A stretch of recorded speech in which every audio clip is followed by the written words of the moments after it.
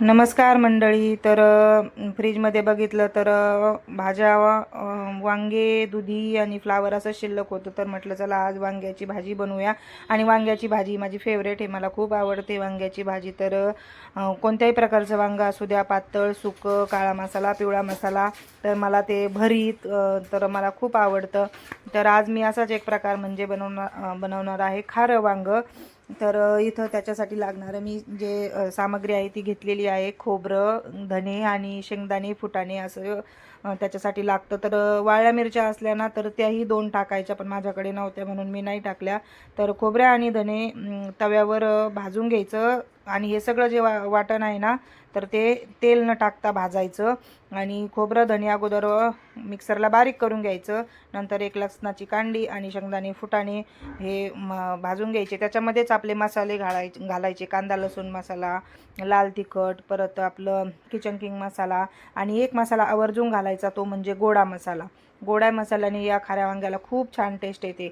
वांग्याची कोणतीही जरी भाजी करायची असली ना तर त्याच्यामध्ये गोडा मसाला अवश्य टाका, कारण त्याने खूप मस्त चव लागते भाजीला. मी हे अगोदर पण टाकलेला आहे, तर मला खूप आवडतो तो. तर असं इथं मी हे ते जाडं भरडं वाटून घेतलं. आणि नंतर इथं वांगी घेताना छोटी छोटी काटेळू अशी वांगी घ्यायची. त्याच्यामध्ये हा मसाला छान भरला. मसाल्याला थोडा पाण्याचा शिपका मारला, जेणेकरून तो वेगळा होणार नाही, वांग्यामध्ये राहील म्हणून. आणि नंतर कढईमध्ये तेल ठेवलं. जिरे मोहरे टाकायचे असेल तर टाकू शकता, पण मी नाही टाकलं इथं. कारण ह्या भाजीच्या मसाल्याचा जो सुगंध आहे तो एवढा छान आहे की जिरे मोहऱ्याचे काही फरक पडत नाही त्याला टाकला किंवा नाही टाकला तरी. असे वांगे टाकले त्याच्यामध्ये आणि 5 मिनिट परतू दिले तेलामध्येच. नंतर मग हळद टाकली. पुन्हा तो राहिलेला मसाला असतो तो मसाला टाकला. 1 मिनिटभर छान परतून घेतला. आणि जे आपण त्याच्यावर झाकणात पाणी ठेवलं होतं तेच पाणी वांगे शिजण्यासाठी ठेवलं. आणि 5 मिनटं त्या झाकण ठेवून पुन्हा शिजू दिलं.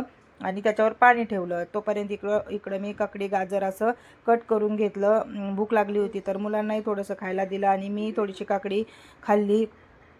आणि नंतर मग परत पुन्हा वांग्याची भाजी बघण्यासाठी गेले तिकडे किचनमध्ये. तर अर्धी म्हणजे 50% भाजी शिजलेली होती.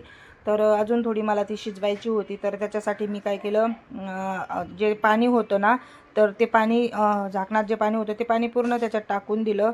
आणि पुन्हा मी 5 ते 7 मिनिट ती भाजी शिजू दिली. असे करून 10 ते 12 मिनिट छान भाजी, कमी गॅसवर भाजी शिजून द्यायची. तुम्ही पाहू शकता किती छान असं वांगं कुक झालेलं आहे आणि तरीही आलेली आहे. आणि असं मस्त खारं वांगं तयार झालं. तर इथं कोथिंबीर असते तर टाकू शकता, पण माझी संपली होती. नंतर आम्ही सगळ्यांनी असं जेवण केलं. मस्त वांग्याची भाजी, डाळ खिचडी.